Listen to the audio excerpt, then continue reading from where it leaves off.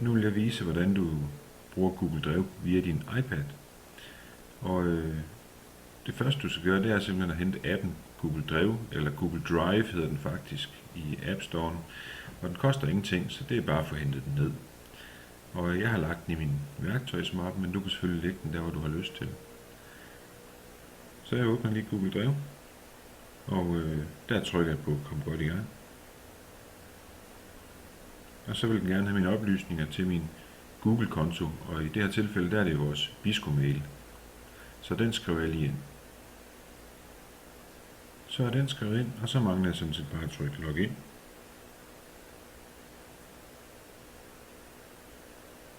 Sådan der.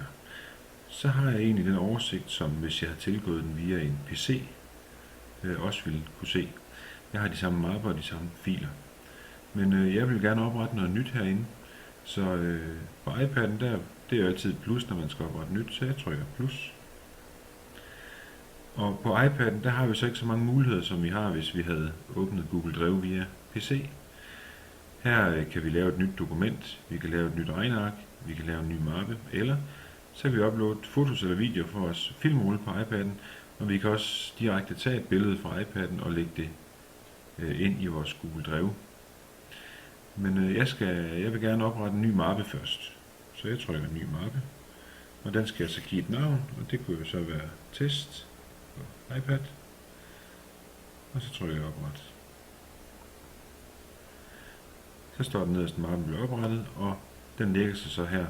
På iPad'en, der er de kategoriseret alfabetisk. Den vil jeg godt lige ind i, så den trykker jeg på. Og der er jo så ikke noget i mappen lige nu, så jeg vil godt have oprettet et dokument. Så jeg trykker igen på plus oppe i højre hjørne, og vælger nyt dokument. Og det kan jeg kalde test, dokument og opret. Og så går den automatisk ind i dokumentet. Så når vi kommer herind, så er det et helt almindeligt skriveprogram, hvor jeg har mit tastatur hernede i bunden. Og oppe i toppen, jamen der har jeg en værktøjslinje. Jeg har noget med skrifttyper, og her kan jeg både bestemme, jamen, hvad font jeg skal bruge, hvor stor skriften skal være, hvad farve skriften skal være, og den baggrundsfarve, der ligger bag ved skriften, hvad den skal være. Derudover så har jeg min helt almindelige, hvor jeg skriver med fed, kursiv eller understreget, og på denne her kan jeg vælge, hvor teksten skal, om den skal være venstre, eller højre, eller centreret, eller der skal laves ligemagner. Jeg har også muligheden for at lave punktopstilling, både med tal og bare med punkter, og så har jeg også muligheden for at rykke tekst ind eller ud. Men jeg vil altså gerne skrive tekst, så jeg starter lige med at skrive selve teksten, og så bagefter kan jeg ændre layoutet på den. Man kan også vælge at gøre det omvendt, men det er den her måde, jeg gør det på. Så jeg kan skrive, dette er en overskrift. Og nedenunder kan jeg skrive, dette er en tekst, jeg skal.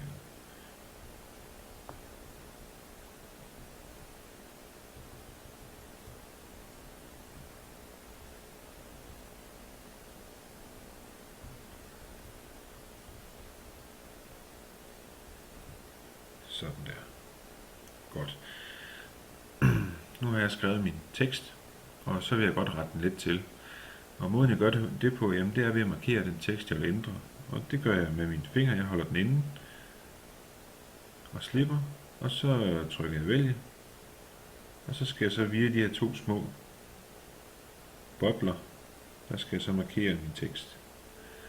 Og jeg vil egentlig godt have lavet det her samme størrelse som en overskrift. Så nu har jeg markeret den, og så går jeg op i skrifttyper, og jeg vil egentlig godt skrive med noget andet. Det kan være, at jeg skal bruge Dana som font, og min tekststørrelse, jamen den vil jeg godt have op i en god størrelse, når den nu er en overskrift. Så jeg tror, jeg sætter den til 28, og selve farven, den vil jeg egentlig godt have til at være orange. Sådan der. Og når jeg så er tilfreds, så trykker jeg et sted væk fra, det kan være herude, jeg lige trykker, og så forsvinder den så. Jeg vil egentlig også godt have den centreret, så jeg går lige herop og siger centrer. Sådan der. Så har jeg fået lavet en overskrift. Så mangler jeg kun lige at sætte de her 2 linjer ind på punktform. Det gør jeg igen ved at holde fingeren inde og sige vælge, og så skal jeg via de her 2 små bobler så markere alt tekst, som skal være med. Og når jeg har gjort det, jamen, så kan jeg trykke op på punktform. Sådan der. Og det er egentlig måden, hvor du redigerer i layoutet her på iPad. Når jeg så er tilfreds, jamen den har automatisk gemt den. Og det betyder, at den faktisk både har gemt den på din iPad, men også i skyen. Men jeg kan jo lige gå ud og lige se, om den ligger her. Det gør den. Testdokument. Godt, så nu ligger den i skyen, og jeg kan egentlig faktisk tilgå det samme dokument via en PC. Vil jeg nu gerne dele det her dokument, ligesom jeg kan via en PC, jamen så foregår det ved, at jeg faktisk skal stå herude i oversigten. Så er der et lille i hernede i hjørnet, og hvis jeg trykker på det, så får jeg nogle muligheder herover til højre. Jeg kan lige se sådan en del af det, jeg har skrevet her, og så hernede får jeg nogle muligheder. Jeg kan dele det, jeg kan faktisk slette den, jeg kan flytte den til en anden mappe, jeg kan direkte printe den, hvis man har en AirPrinter, og omdøbe den, og jeg kan også få et link til den. Det her med hent link, jamen hvis nu jeg skal bruge et link til forældreintra eller elevintra, jamen så kan jeg jo hente linket her, jeg kan prøve at trykke på det. Så er det automatisk kopieret til udklipsholder, og så kan jeg gå ind på forældreintra og indsætte linket her via iPad. Jeg kan også vælge at gøre det tilgængeligt offline, det vil sige, hvis ikke jeg har internetforbindelse, jamen så kan jeg stadig skrive videre på mit dokument. Og det skal jeg altså ind og gøre ved alle. Så ulempen ved Google-dokumentet her, det er jo sådan set, at jeg skal være online. Hvis ikke jeg er det, og har glemt at slå den her til, jamen så kan jeg ikke arbejde i mit dokument. Den vælger jeg lige at slå til, og så kan I se, at den begynder at tænke. Så nu er den allerede gjort tilgængelig offline. Men jeg vil gerne dele den her, så jeg trykker del, og så får jeg 3 muligheder. Dem jeg deler med, skal de kunne redigere, skal de kunne kommentere, eller skal de bare kunne se mit dokument. Jeg vil egentlig gerne have, at de bare skal kunne kommentere på mit dokument. Og så skriver jeg ellers nogle navne ind. Og fordi det er via iPad, jamen så popper alle bisco-mails op med det samme, så jeg behøver egentlig kun skrive det første af et navn. Sådan der. Og når jeg så er tilfreds, jamen så trykker jeg på rigtig tegn. Og så er den faktisk delt. Vi kan se det herovre til højre, hvis vi lige kører nedad.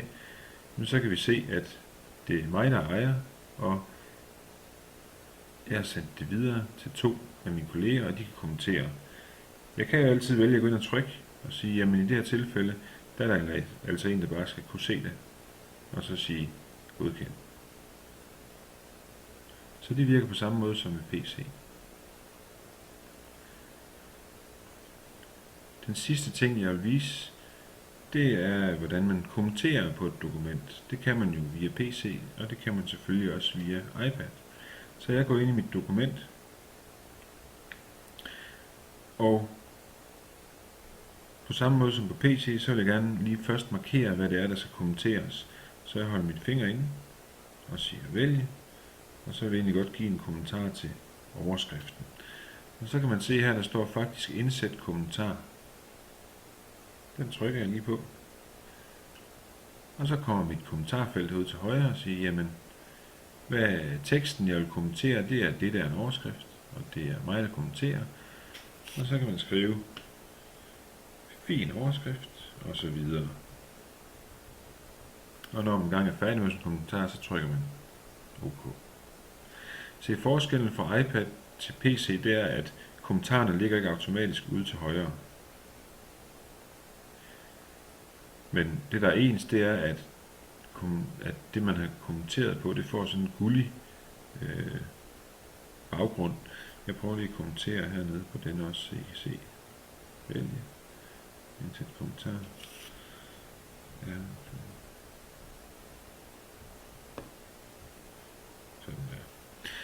Så vi kan se, at nu er der altså 2 steder, jeg har kommenteret. Måden jeg så går ind og læser kommentaren på, jamen det er ved det lille ikon, der sidder heroppe. Hvis jeg trykker på det, så får jeg egentlig en oversigt over de kommentarer, der er i hele dokumentet. Og i det her tilfælde, der er det altså 2.